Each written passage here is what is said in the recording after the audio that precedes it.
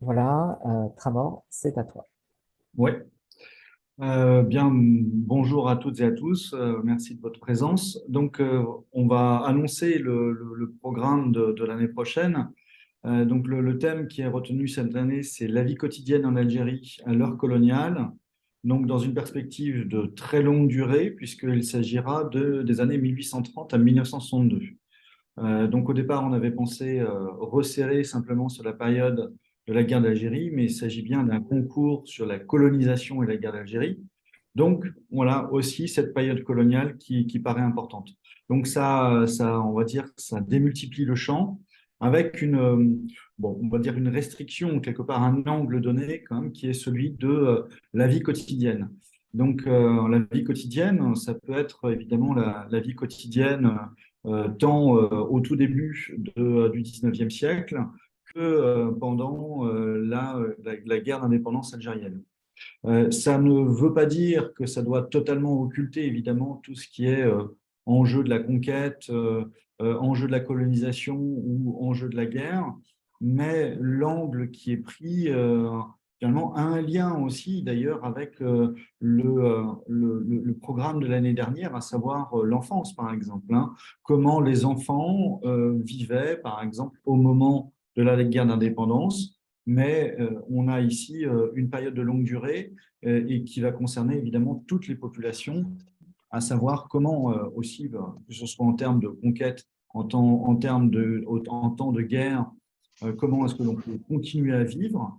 Et c'est aussi tout cela qu'il va falloir essayer de prendre en compte, en ayant un aspect peut-être un peu mineur par rapport aux événements militaires, aux événements politiques en tant que tels, pour se focaliser plutôt sur le quotidien des gens. Alors, ce quotidien, ça peut être vraiment pris de manière relativement large en tant que tel. Ça peut être sur des aspects qui concernent le travail, la vie quotidienne en tant que telle aussi, à savoir la vie familiale. Ça peut être aussi la vie dans les aspects, comment dire, dans la rue, dans les aspects les plus quotidiens possibles, dans les cafés, par exemple, également, dans les commerces aussi, et puis au moment aussi des loisirs. Alors, même si on était évidemment en période coloniale, il y avait également des périodes, des temps de loisirs, et même en termes de guerre d'ailleurs, il y avait aussi des loisirs qui pouvaient continuer. Je pense par exemple aussi au sport, par exemple. Ça peut être un angle d'entrée qui peut être tout à fait intéressant et qui va recouvrir aussi des enjeux politiques, par exemple. Hein. Donc, on peut bien voir à travers cet angle-là, par exemple, comme dans d'autres, qu'il y avait évidemment une situation coloniale qui existait, des discriminations, des, comment dire, des inégalités en tant que telles, comme le code de l'indigénat, par exemple, aussi, mais qu'il y avait une vie évidemment quotidienne qui se faisait à travers différents éléments. Euh, un des angles d'attaque que l'on peut avoir, enfin, il y a plusieurs, il y a d'innombrables évidemment angles d'attaque que l'on peut avoir par rapport à ce sujet, qui est à la fois enfin, donc, très vaste, on va dire. Hein, donc, ça offre de très nombreux moyens, on va dire, pour les enseignants aussi, de pouvoir aborder la question en classe et même de susciter l'intérêt des élèves. Je l'espère en tout cas. Euh, en tout état de cause, il y a, par exemple, une manière de traiter le sujet qui peut être longitudinale, en quelque sorte. C'est-à-dire de s'intéresser à, par exemple, un lieu donné ou de s'intéresser à une thématique donnée et de voir à différents moments de l'histoire comment il y a eu cette quotidienneté qui s'est faite et les évolutions qui se sont faites, que ce soit par exemple l'école, le travail, la vie à la campagne, ou bien par exemple en termes de monographie, je pense à la monographie de Colette Zinicki euh, sur le village de Draria, qu'elle a étudié des débuts de la conquête à 1962. Et comment finalement un village évolue, se transforme, se crée déjà tout simplement, et avec évidemment tous les enjeux aussi qu'il peut y avoir par rapport à la situation coloniale, à la contestation, à la montée du nationalisme aussi. Voilà, par exemple, pour certaines manières de traiter le sujet. Ça peut être évidemment aussi une manière transversale, c'est-à-dire on peut aborder plutôt le sujet avec une volonté d'aborder la question à un moment donné à travers différents éléments, différentes thématiques. Mais voilà, ici, on est plutôt sur la période donnée. Ça peut être une période évidemment marquante politiquement et socialement, comme par exemple les guerres mondiales, comme la guerre d'indépendance, comme le moment de la conquête, comme le moment d'une révolte aussi. Mais toujours, évidemment, la contextualisation est importante, évidemment, mais toujours cet angle-là à traiter de la quotidienneté en tant que telle. Voilà, par exemple, pour certains éléments. Alors, donc, il y a évidemment une bibliographie qu'on vous proposera qui est riche, qui est même très vaste, on va dire, parce que ça recouvre évidemment toute la période coloniale et en plus la guerre d'Algérie. Donc, par contre, ce qu'il faut voir, c'est qu'il y a beaucoup plus de productions qui concernent la guerre d'indépendance algérienne, 54-62, que toute la période précédente. Finalement, c'est un peu ce que l'on peut retenir aussi de cette bibliographie. J'ai essayé d'axer plutôt la bibliographie autour de la période coloniale, mais on a parfois des travaux qui peuvent être un peu anciens, et donc ça peut aussi être un peu plus compliqué pour aller dans ce sens-là. C'est aussi un biais que l'on peut remarquer pour la filmographie, pour la bibliographie en termes de BD, par exemple. Tous ces éléments-là montrent que finalement, on a moins de films, moins de bandes dessinées qui vont concerner la période coloniale. Alors, on avait évidemment des très belles productions, ce qui peut être un angle très agréable à traiter avec les élèves en classe. Ça va être par exemple la bande dessinée de Jacques Ferrandez, Carnet d'Orient, qui quasiment un passage incontournable, obligé pour se replonger dans cette période-là, et qui pour les élèves va être un des peut-être meilleurs points d'accroche peut-être pour mieux connaître un petit peu toute cette période coloniale. C'est évidemment pas la seule bande dessinée, il y en a d'autres, mais celle-là peut être un bon point de départ, un bon point d'accroche par exemple. Mais on peut remarquer hein, effectivement que concernant la filmographie, par exemple, hein, je le répète, la filmographie est beaucoup plus étendue sur la période de la guerre d'indépendance que finalement toute cette période coloniale. Voilà, ça, ce sont des éléments qui sont importants. Il existe aussi, alors par contre, en termes de récits et de romans, là, on a une matière qui est beaucoup plus riche aussi, qui est très riche, et vers laquelle on peut aller en travaillant, par exemple, de manière transdisciplinaire entre, évidemment, histoire et lettres aussi. Donc là, on a un point d'accroche. Alors, pour commencer, tout simplement, par exemple, il y a le livre de Mathieu Bellesi qui vient juste de sortir, voilà, que j'ai ici, donc qui vient d'obtenir le prix du livre inter en plus, Attaquer la Terre et le Soleil, qui est véritablement sur cette période de la conquête en tant que telle. Et ça, justement, c'est quelque chose qui est tout à fait marquant, c'est-à-dire que là, on vient d'avoir aujourd'hui un livre qui concerne cette période en fait, du 19e siècle et qui correspond de plus en plus à un sujet, on pourrait dire aussi, d'intérêt, c'est-à-dire de revenir sur cette longue période de la colonisation, de la conquête du 19e siècle, toute la période coloniale, qui correspond à un sujet qui est de plus en plus d'intérêt, on va dire, de la part des chercheurs comme de la part de la société, plus largement, et des créateurs, comme Mathieu Bellesi, par exemple. Donc, on arrive de plus en plus aujourd'hui à traiter de cette période-là. Mais voilà, donc il y a de la matière, il y a des choses à faire. Alors, on peut aller regarder, évidemment, en matière aussi de récits et de romans, évidemment, des livres plus classiques, Albert Camus, évidemment, Jules Roy aussi, et puis des auteurs algériens de langue française, comme Lutfi Raoun, Mohamed Dib, par exemple, pour citer les plus grands. Donc là, on a un véritable fond, comment dire, de romans, de récits qui peut être tout à fait intéressant aussi à mobiliser en tant que tel.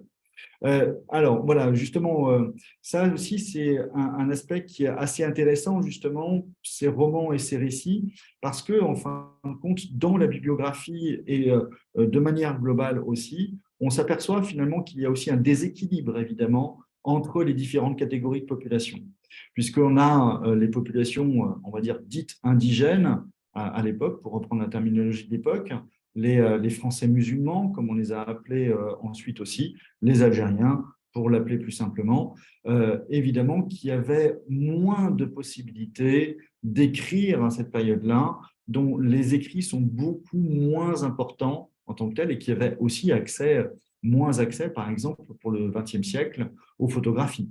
Donc, les photographies qui constituent un fonds très important sur lequel on peut travailler. Et donc, pour cela, en fait, justement, le passage, par exemple, par les récits et les romans peut être quelque chose aussi important à montrer. Je pense également à Assia Djebar, par exemple, comme autre autrice que l'on peut mobiliser pour travailler en classe avec les élèves. Voilà, par exemple, quelques points d'accroche. Et donc, pour les autres, évidemment, catégories de population, on va trouver également, évidemment, les Français d'Algérie, qui sont appelés plus tard les Pieds Noirs, évidemment, qui, eux, ont produit aussi beaucoup de choses et dont les traces sont nombreuses également, à la fois, d'ailleurs, en termes de sites Internet, par exemple, mais également de traces dans les centres d'archives comme les ANOM.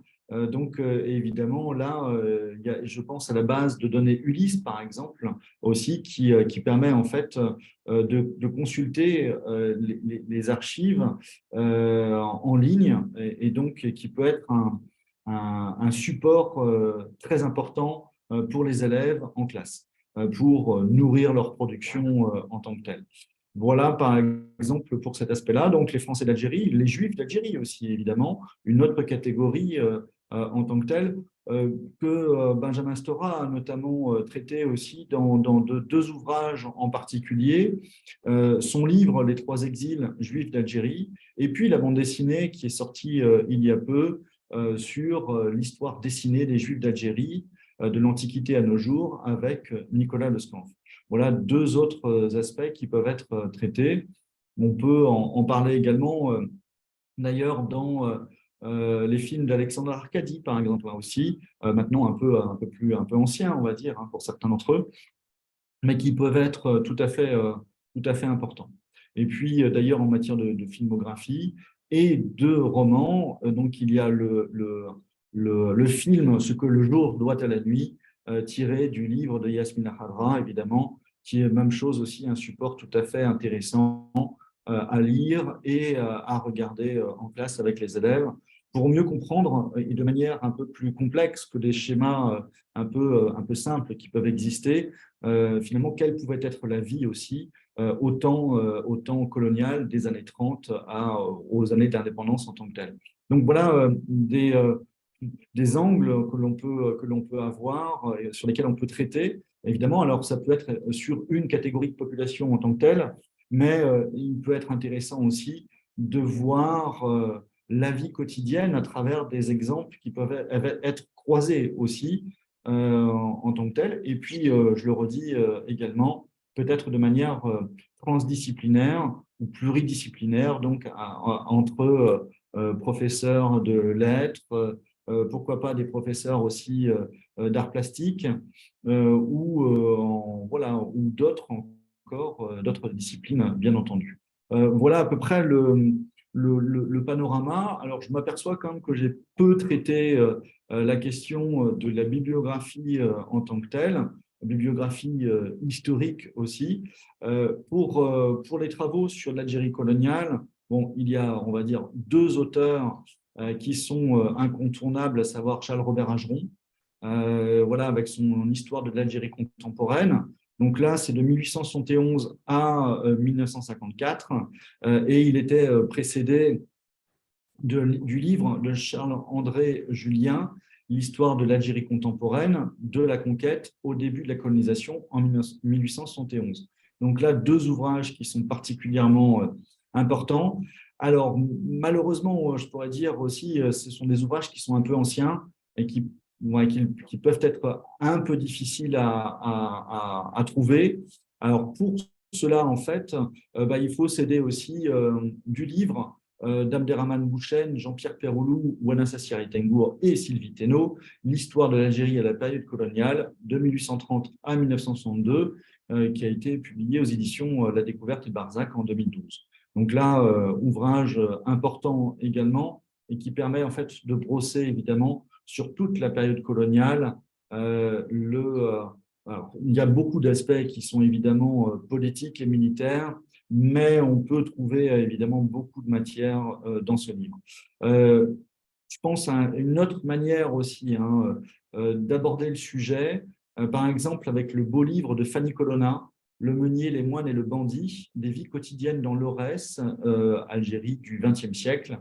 Ça a été publié en 2010. Et donc là, ici, Fanny Colonna, en anthropologue, fait aussi de la micro-histoire et de l'anthropologie, si vous voulez, pour aborder la question. Et c'est un angle, évidemment, d'attaque tout à fait important. Tant que je parle de l'Aurès, pensons aussi à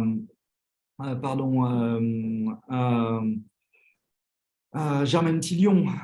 Germaine Tillion, qui a été dans l'Aurès et qui a montré la vie dans l'Aurès, notamment à travers la photographie. Voilà, ça a été republié en 2018 aux éditions Azan, et c'est un livre qui a été publié par Christian Féline, Aurès 1935, photographie de Thérèse Rivière qui accompagnait Germaine Tillion, et les photographies de Germaine Tillion également. Donc les deux femmes ont vécu avec les Aurésiens dans les années 30, et ça les a conduits à faire un travail anthropologique tout à fait majeur, et avec des photographies évidemment qui sont de ce point de vue-là vraiment importantes. Ça peut être sur d'autres aspects également que l'on peut aborder justement la question. La vie,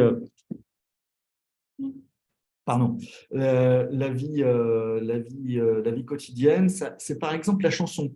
Voilà. La chanson, ça peut être la chanson coloniale, comme ça peut être la chanson de résistance aussi, du côté en fait des Algériens. Donc, on a en fait différentes manières de traiter le sujet aussi de ce point de vue-là. Enfin, pour commencer à appréhender un peu mieux, évidemment, le sujet de la colonisation de l'Algérie en tant que telle, évidemment, il y a le petit livre de Benjamin Stora, tout à fait incontournable, Histoire de l'Algérie coloniale, de 1830 à 1964, qui a été publié au Repère de la Découverte. Donc, c'est un livre court, facile à lire, rapide, qui permet en fait d'avoir vraiment les bases nécessaires aussi pour bien aborder cette question-là. Voilà, c'est vraiment quelque chose de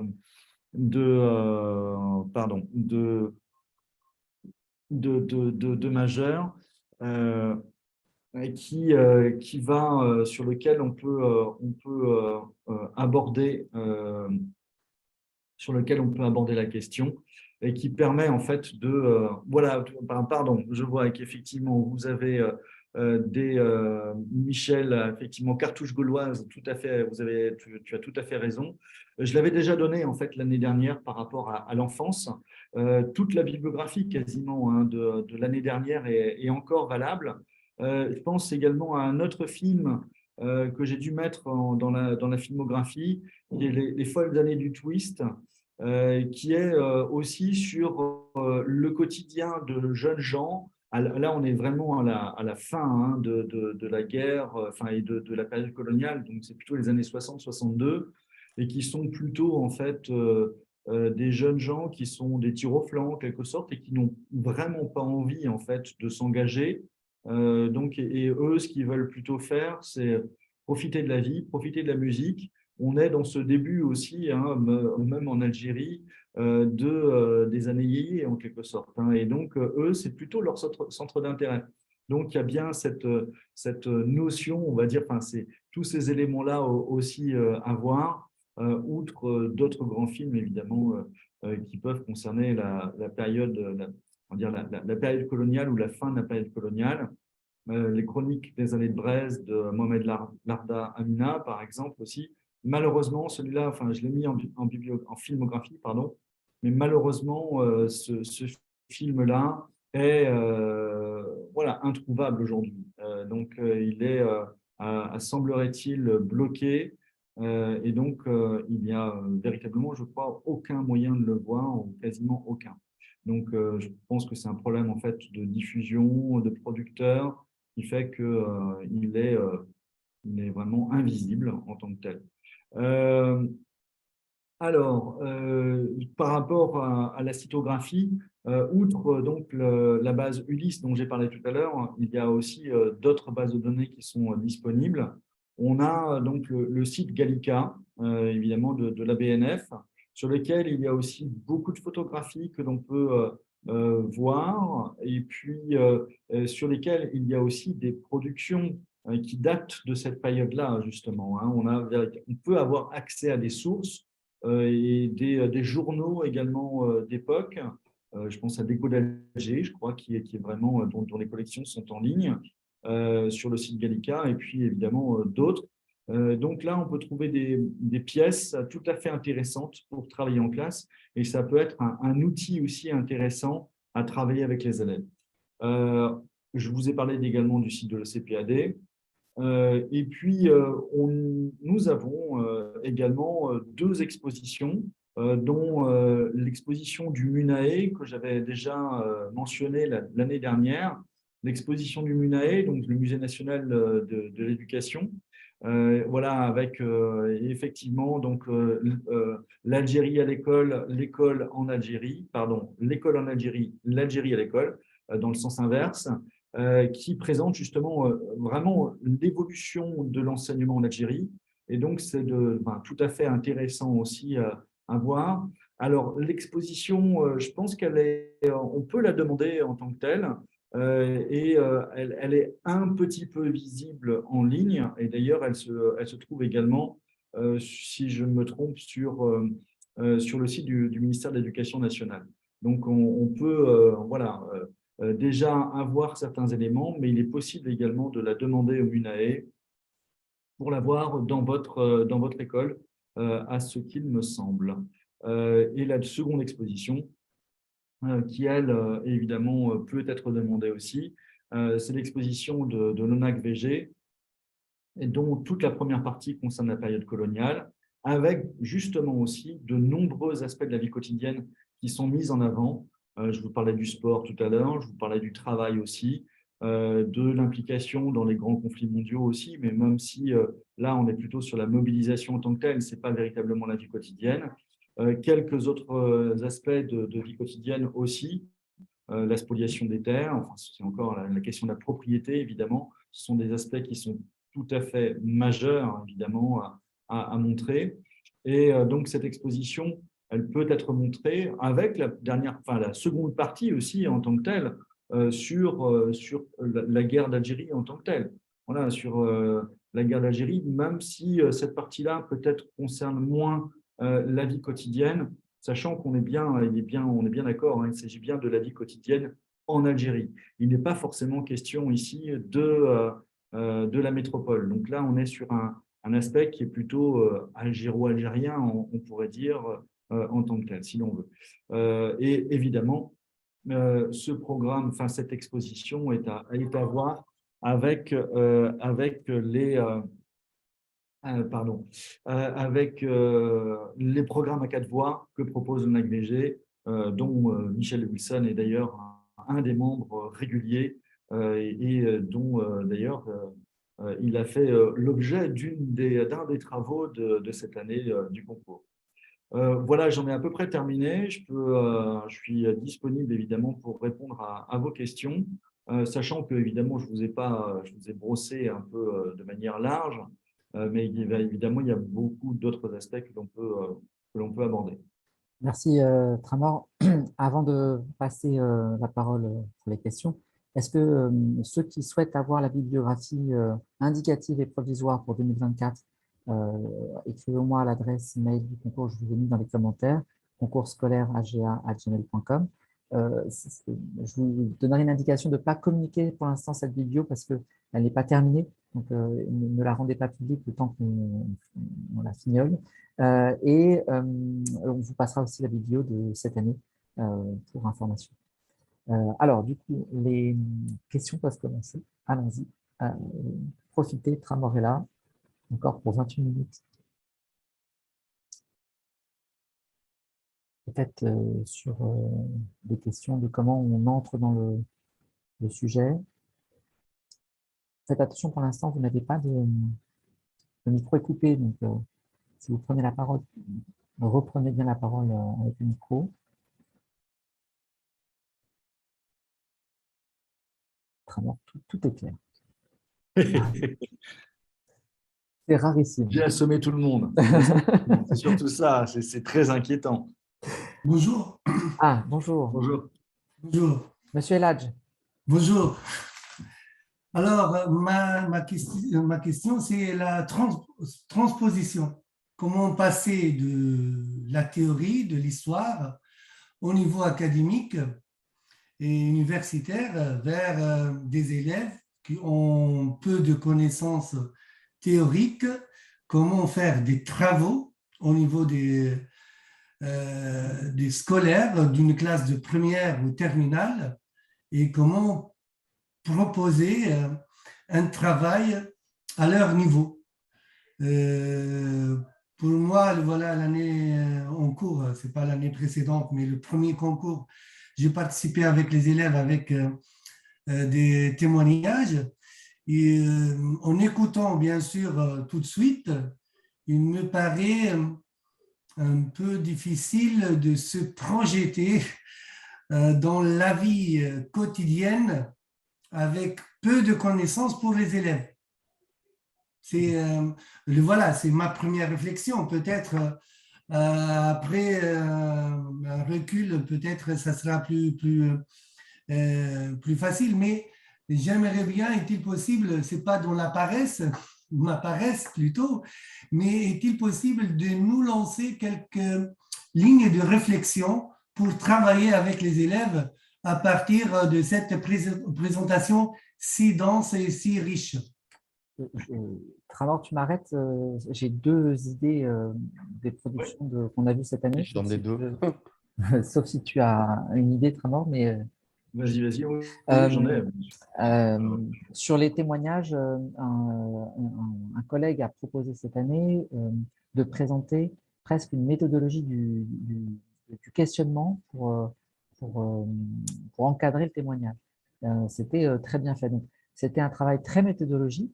On voyait vraiment le professeur qui avait derrière cadré le même questionnement, le choix des questions, les lacunes du témoignage et des différents témoins. Rien que ça, c'était déjà un travail extraordinaire à faire avec les élèves. Donc, ça peut être aussi exposer l'enquête que vous avez faite. Deuxième entrée, mais après je passe la parole, des élèves se sont emparés de leur outil quotidien, donc du support Instagram, pour se projeter dans comment les hommes de l'époque auraient pu utiliser Instagram pour expliquer leur positionnement. Donc, c'est deux entrées complètement factices, hein, ça ne répond pas à la question, mais les professeurs, les collègues et les élèves sont parfois très inventifs sur la façon d'entrer dans le sujet. Je laisse la parole à M. Malek, Rabia, ou alors à Tramor. Si je comprends bien mon collègue, c'est qu'en fait, en première, on l'aborde à peine, la colonisation de l'Algérie, surtout pas en lycée professionnel, en lycée général, mais c'est plutôt au lycée technologique qu'Alger est étudié, et pas en lycée général. Et en spé, ni en première ni en terminale, on l'aborde. Donc, le problème, c'est de rattacher finalement la vie quotidienne sous l'ère coloniale en Algérie au programme, en fait. Et c'est ça qui pose souci par rapport au thème choisi. Mais il y a quand même une astuce, puisqu'il y a cette fameuse préparation au grand oral. Et donc, le grand oral, puisque ça doit venir des élèves, peut faire l'objet de cette étude très particulière et donner lieu justement à des productions dans le cadre du concours, mais aussi une production dans le cadre de leur participation à cet examen. Voilà. Et puis, on ne peut, moi, je fais partie des enseignants qui pensent aussi qu'on ne peut pas enseigner la guerre d'Algérie sans parler de ce qui était véritablement la période coloniale qui précède, quoi. Donc, il y a des possibilités. On ne peut pas y passer, parce que les programmes sont tellement denses, on ne peut pas y passer beaucoup, beaucoup de temps. Par contre, ça peut donner lieu effectivement à des recherches, à des enquêtes qui peuvent être tout à fait passionnantes pour les élèves. Alors, pour être tout à fait honnête, initialement, le sujet devait être la vie quotidienne en Algérie au temps de la guerre. Donc, c'était resserré sur le temps de la guerre d'indépendance. En fait, là, c'est considérablement élargi, mais ça laisse cette possibilité-là aussi, bien entendu. Donc, on est aussi sur la possibilité de, vous voyez, par rapport au programme à 4 voix, par exemple, d'interviewer aussi des personnes qui étaient enfants pendant la guerre d'indépendance, qui ont vécu la guerre d'indépendance et qui, enfin, enfants ou jeunes adultes, on va dire, hein, mais plutôt, on va dire, là, sur l'aspect, on va dire, quotidienneté. Donc, l'aspect colonialisme, enfin, la colonisation longue, plutôt, en fait, n'est pas une nécessité en soi. Par contre, enfin, d'autres manières de faire, ça peut être de raconter, enfin, de faire raconter, en fait, des témoins par rapport à ce qu'ont vécu leurs parents auparavant. Donc là, on est sur plusieurs générations. Donc de ce qui est dit finalement, hein, la transmission de l'histoire orale, par exemple. Et puis aussi, l'autre manière peut-être plus, on va dire entre guillemets, plus scientifique, ce serait en fait de travailler par exemple sur documents. On a proposé un document aux élèves. On peut imaginer par exemple sur la question que j'ai abordée tout à l'heure, c'est la question de l'école par exemple. L'école au 19e, on va prendre une photographie du 19e et l'interroger. Qu'est-ce que ça montre? Qu'est-ce que ça ne dit pas? Et puis de voir l'école au cours des années 30 et puis de voir l'école au cours de la guerre d'indépendance, par exemple. Donc, à travers des documents, on peut imaginer, pourquoi pas aussi, hein, faire travailler différents groupes d'élèves justement sur différentes époques, par exemple. Ça peut être une technique, ou bien à partir de la question du sport, par exemple, d'imaginer aussi à une période donnée ou à différentes époques données, qu'est-ce qui se pratiquait concernant le sport, par exemple, jusqu'à évidemment la guerre d'indépendance. Je pense à la bande dessinée Un maillot pour l'Algérie, mais elle n'est pas seule. Mais donc, ça peut être des manières de travailler un peu différentes. Voilà. À travers des figures également, par exemple, aussi, ou bien de faire travailler donc, sur une période donnée en imaginant, voilà, et puis d'avoir différents aspects à travers des documents ou des petits films ou des choses comme ça. Qu'est-ce qui se passait? Je n'ai pas mentionné, voilà, ça me fait penser là, par exemple, de faire travailler les élèves par rapport aux films qui sont dans les cinémathèques et qui sont disponibles en ligne. Donc, vous pouvez voir, par exemple, la Cinémathèque de Bretagne, Ciné-Mémoire à Marseille. Je ne sais pas si je ne pense pas que les films des Annoms soient disponibles en ligne, mais de voir en fin de compte différents films qui datent de la période coloniale en tant que telle et qui permettent en fait de servir de point d'accroche en tant que tel aussi par rapport au sujet que vous avez choisi. Lina, oui, Crémor, pardon, j'interviens, oui. Emmanuel, pour les Annoms, parce que justement, je voulais évoquer ces films qui ont été, qui sont décrits comme ceux du gouvernement général de l'Algérie, mais qui sont plus largement des films de propagande qui ont été tournés dans les années 50-60 et qui sont des pépites en fait documentaires pour justement l'étude de ce quotidien. Donc, on est en train d'œuvrer pour les mettre en ligne, Mais jusqu'à ce que ce soit fait, c'est consultable, librement consultable en salle de lecture des ANOM. Donc, on accueille des classes, on peut tout à fait s'organiser une projection et montrer ces films. Il y en a énormément et c'est des films assez inédits parce qu'il n'y a jamais eu à ma connaissance, enfin je suis là depuis 1 an et demi seulement, mais il n'y a jamais eu à ma connaissance de projection pour des scolaires, au profit de scolaires. Donc, merci de l'avoir signalé, Trément. Je vous en prie. Ah, on ne t'entend pas, Malek. On ne t'entend pas. Il faut brancher ton micro. C'est bon là? Ouais. Alors, sur le site de l'HENE, dans la partie chambre noire, il Oui. y a un super article qui s'appelle Jour de victoire à Boufarik, justement sur la pratique du sport par Niek Pias. Ah oui, Consulter. tout à fait. Ouais, Ouais. tout à fait. Et qui peut donner des idées, justement. Oui, oui, complètement. Voilà, c'est juste pour dire ça. Et donc, alors, aussi, je crois qu'il y a une question concernant le calendrier. Effectivement, ça, c'est une grosse question dont on a commencé à débattre. Peut-être pour ramener plus tôt, en fait, dans l'année, voilà, le concours. Donc, ce qui permettrait, en fait, aussi une valorisation du concours sur Parcoursup. Donc ça, ce serait voilà, une des questions qui est un des angles, on va dire, qui est envisagé, même si c'est peut-être trop tôt, c'est pas bon forcément pour le grand oral, mais bon, voilà. Monsieur Serventon, Ah oui, pour la question de calendrier, moi je veux juste donner mon témoignage. Je préfère que ce soit à la fin de l'année, étant donné qu'en terminale, on a tendance à aborder la guerre d'Algérie un peu vers la fin enfin plutôt dans le 3e trimestre. Il me semble qu'en 3e, c'est aussi le cas. Et de même pour le niveau de première, lorsqu'on parle de la colonisation, ça vient vraiment dans la deuxième moitié de l'année. Donc, si vous basculez en fait la remise des travaux plus tôt dans l'année, ça va être compliqué de le faire correspondre à ce qu'on aura fait dans le programme et les différents points qu'on aura pu traiter. Comme le collègue disait tout à l'heure, il faut quand même que les élèves aient des connaissances et qu'on leur amène des connaissances avant de pouvoir travailler avec eux. Et voilà. Donc, moi, je trouvais que au contraire, bon, c'est vrai qu'il y a la question de Parcoursup, mais je trouvais plutôt bien, même il y a eu un moment où vous avez même décalé la remise. Vous nous avez donné, je crois, 2 semaines ou 2 semaines et demie de plus. Et franchement, c'était bien pour avoir le temps en fait, de travailler avec les élèves. Voilà, D'accord. Bon, c'est mon point de vue. merci beaucoup, Monsieur Serventon. Le comité pédagogique a pris note de Oui, et toutes puis ces il y a les remarques. épreuves, il y a les épreuves en mars, hein, Oui, oui, Mm. ouais, c'est vrai, c'est vrai. où là, on sera focus à un rythme, je dois connaître, Aurélien. Par rapport aux épreuves, ça aurait été quasiment justement une remise mi-janvier, en fait. Voilà. Ouais. C'est-à-dire beaucoup, beaucoup plus tôt. Mais Ouais. là, je prends bonne note par rapport à la remise plus tard. Apparemment, il y a, voilà, les retours sont plutôt unanimes sur plus tard, je crois.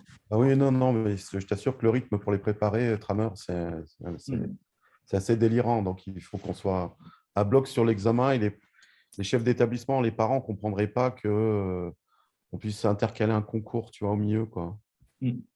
Bon, je pense que le collègue était dans la même situation, mais c'est vrai que c'était bien même plutôt d'avoir ce concours-là. Enfin, moi, personnellement, Ouais, ça les a mobilisés 3e ce matin. trimestre, où il y a plus de pression en fait, du baccalauréat et de Mhm. pouvoir travailler au travers plutôt d'un projet, bah, c'est plutôt agréable, quoi. D'accord, bon, très bien. Bon, merci. Merci. Merci, c'est bien noté. Yes.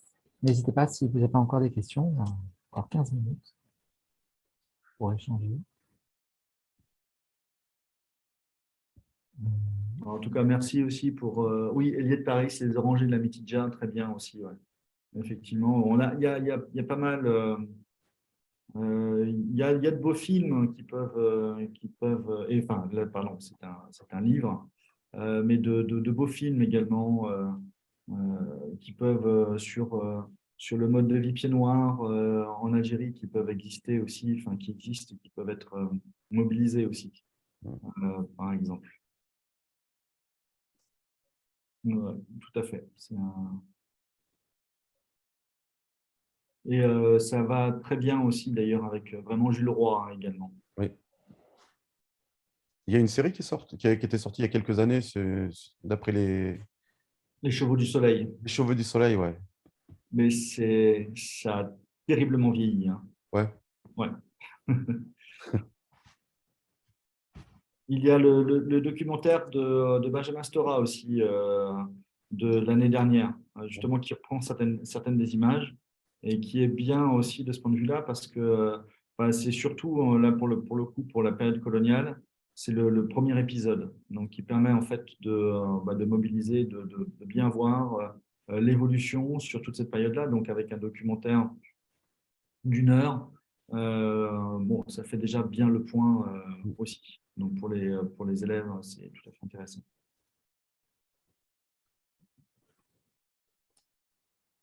Voilà, exactement. C'était la guerre d'Algérie. Georges-Marc Benamou. Oui, et notamment, je crois que c'était à partir de… Enfin, ils avaient utilisé pas mal de films de famille, enfin de films Oui. de Super 8 et tout ça, oui. Oui, tout à fait. Ouais, tout à fait. Et ça, c'est donc les films qu'on peut voir par ailleurs aussi. Donc certains sont en ligne, hein, on peut les consulter en ligne dans les cinémathèques. Sur les événements sportifs, je rappelle El Billard 1957 qui bat le Stade de Reims en Coupe de France. Je n'ai pas connu, Michel. Le Stade de Reims, tu connais pas? Si.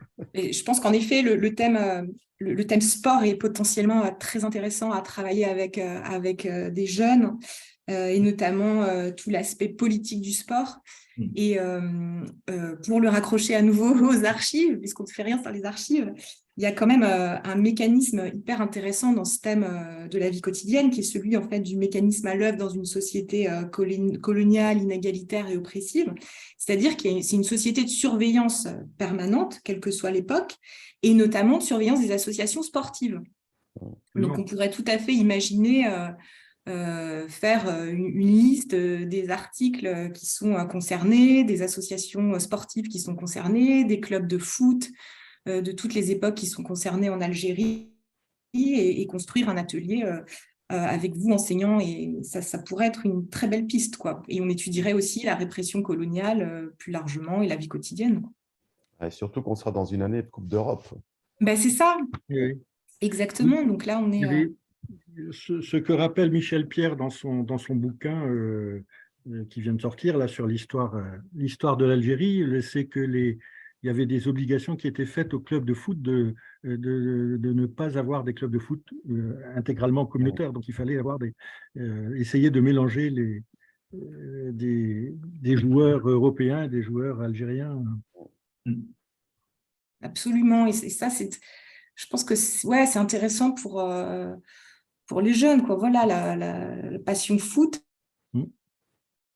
Bien sûr. d'autres choses, quoi. Et c'est dans un des films d'Arcadie où il y a un match de foot complètement truqué, coup de sirocco, je crois, au début du match. Oui, absolument, oui, c'est vrai. Oui, on peut partir de cet extrait-là et puis effectivement les… Tout à fait. Je ne sais plus lequel j'ai mis exactement en biblio, mais voilà, je m'étais focalisé plutôt sur la période un peu avant en termes donc pas le coup de sirocco. Je ne crois pas que ce soit celui-là que j'avais mis. Non. Le Grand Carnaval que j'ai mis. Donc là plutôt Seconde Guerre mondiale. Donc, aussi la période de la Seconde Guerre mondiale est intéressante de ce point de vue-là. Bien sûr. Sur la chanson et la musique dont tu parlais, il y a certainement des choses à faire où il y avait une sorte de dichotomie entre les chansons que les uns et les autres écoutaient, et puis à certains moments des rencontres. À Oran, on allait balocher, je dirais chrétiens et musulmans, avec des guillemets à tout ça, ensemble sur les musiques un peu hispanisantes et tout ça, mais en revanche, le pied noir moyen n'était pas très amateur de musique arabo-andalouse, même si, heureusement, les Juifs avaient notamment acclimaté l'oreille du pied noir à ces musiques-là en faisant des chants judéo-arabes. Donc, il y a Marcel Pardo qui est à Lyon et qui est membre de Coup de Soleil qui est ancien directeur du conservatoire de Villeurbanne, qui est un des rares conservatoires en France qui pratique la musique arabo-andalouse, et qui fait actuellement un travail de recherche justement sur l'interpénétration des musiques. Voilà, donc, pour qui voudrait travailler sur ce sujet-là, on peut peut-être réussir à répondre un peu. Et puis, évidemment, il y a tout le Chahabi qui a permis quand même la coexistence des Juifs et des musulmans, et notamment El Gusto et le film qui peut le rappeler. Complètement, ouais. Tout à fait. Et Majeur.